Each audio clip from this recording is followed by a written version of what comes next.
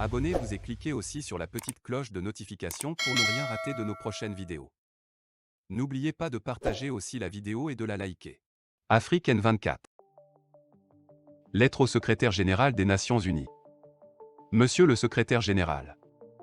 Qu'il me soit permis de vous interpeller en ce moment même où vous êtes en visite en Afrique sur l'attitude attentiste des Nations Unies à propos des drames qui se jouent sur le continent noir depuis des décennies. Aussi voudrais-je vous interpeller sur la situation politique qui accourt en République togolaise depuis bientôt 60 ans, situation que les Nations Unies, sans savoir pourquoi, se refusent de traiter avec le sérieux qui sied dans de pareilles circonstances. Monsieur le secrétaire général. Qu'il me soit également permis de vous faire un bref historique sur la situation sociopolitique togolaise afin de vous situer sur l'objet de mon interpellation à vous adresser dans cette tribune. Vous voudrez bien comprendre qu'à la suite de la Première Guerre mondiale de 1914, le Togo, colonie allemande, a été occupé à l'ouest par les troupes anglaises, soit près de 34 000 km² et à l'est par les troupes françaises, soit un peu plus de 56 000 km². Ces deux Togos ont été confiés à la SDN, Société des Nations, l'ancêtre des Nations Unies qui à son tour, les a confiés sous forme de tutelle à l'Angleterre et la France.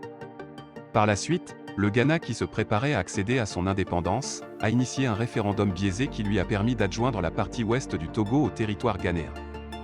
La partie est, administrée par la France, n'est devenue indépendante qu'après le référendum du 27 avril 1958, organisé et supervisé par les Nations Unies qui ont repris en main le dossier du Togo à la disparition de la SDN. Monsieur le secrétaire général. Une fois cette élection terminée, tout démontre que les Nations Unies se sont lavé les mains dans tout ce qui concerne le Togo. En exemple, en 1963 et le 13 janvier, le jeune Togo indépendant fut endeuillé par l'assassinat du premier président Sylvanus Olympio par un carteron de démobilisés de l'armée française parmi lesquels un certain Étienne Eyadema, et ceci, dans l'inaction la plus absolue des Nations Unies. En 1967 et le même 13 janvier, Étienne Eyadema fit un autre coup d'État qui renverse Nicolas Grunitzky que la junte de démobilisés de l'armée française a imposé à la tête de l'État. Le 14 avril 1967, par une révolution de palais, le même Étienne Eyadema s'empare du pouvoir après avoir éjecté Kléber Dadjo, et la réaction de l'ONU a été des plus attentistes.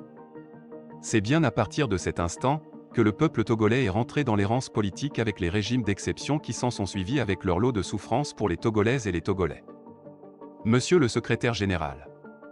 Les chocs indélébiles qui marquent le peuple togolais sont, d'une part, en dehors des nombreuses atteintes aux droits de l'homme perpétrées sous Étienne Eyadema devenu Gnassingbé Eyadema, la prise du pouvoir par le fils de celui-ci en violation de la constitution du pays et d'autre part, par l'assassinat de plus 1000 personnes à la suite d'une parodie d'élection présidentielle le 24 avril 2005. Tout ceci sans une réaction énergique des Nations Unies.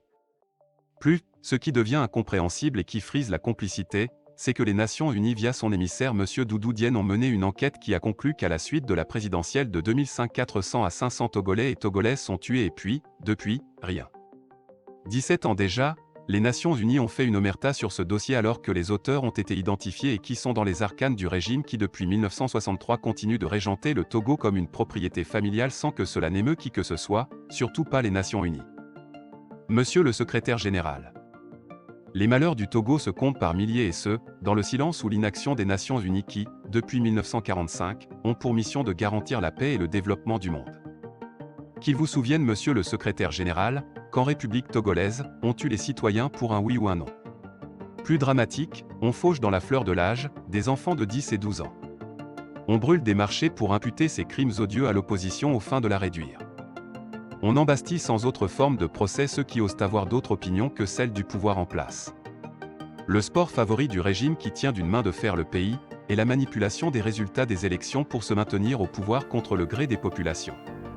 Le peuple tout entier et les travailleurs en particulier, sont dans un total dénuement parce que les richesses de notre pays sont pillées ou accaparées par une minorité selon le chef de l'État Faure Gnassingbé. Je voudrais qu'il vous plaise de nous dire, à nous Togolais, ce que nous avons fait aux Nations Unies pour mériter un tel mépris de leur part sans aucune comparaison. Je voudrais vous demander comment nous autres Togolais allons continuer par avoir confiance en une organisation comme la vôtre qui se tait sur les déviances démocratiques graves qui sont exercées sur le Togo par ceux qui se sont imposés à lui. Dites aux Togolais s'il vous plaît que vous n'êtes pas au courant de ce que je viens d'énumérer plus haut. Monsieur le secrétaire général. La CEDEAO, l'UA, l'UE et autres ont choisi le camp du régime qui nous oppresse au détriment du Togo laissé à son triste sort. L'ONU aussi joue le même jeu et démontre au peuple togolais qu'elle n'est là que pour apporter soutien aux plus forts. Jugez-en par vous-même ce qui se passe au Mali, en Guinée et au Burkina Faso. Lorsque les peuples n'en peuvent plus, ils s'adonnent aux voies peu orthodoxes qui, loin de régler les problèmes, deviennent des goulots d'étranglement qui font enfin courir les décideurs du monde qui naguère ont joué au malin en se taisant sur les injustices criardes des potentats qui sont aux commandes des États africains. Puisse le Togo ne pas arriver à ces douloureuses extrémités parce que les Nations Unies déroulent le tapis rouge sous les pieds de gens qui maintiennent le peuple togolais dans un esclavage honteux en ce XXIe siècle. Monsieur le secrétaire général, merci à vous pour votre aimable attention. Puissiez-vous comprendre que les Togolaises et les Togolais trouveront à coup sur la voie pour se donner leur liberté d'antan avec les Nations Unies ou seul avec la bénédiction de Dieu Tout-Puissant, celui qui a fait le ciel et la terre et tout ce qui s'y trouve. Puissent vos services vous transmettre cette tribune d'un citoyen du monde qui ne cherche que la paix pour son pays. Francis Pedro Amouzou, le 2 mai 2022. Likez la vidéo si ce n'est pas déjà fait. Laissez aussi votre point de vue en commentaire.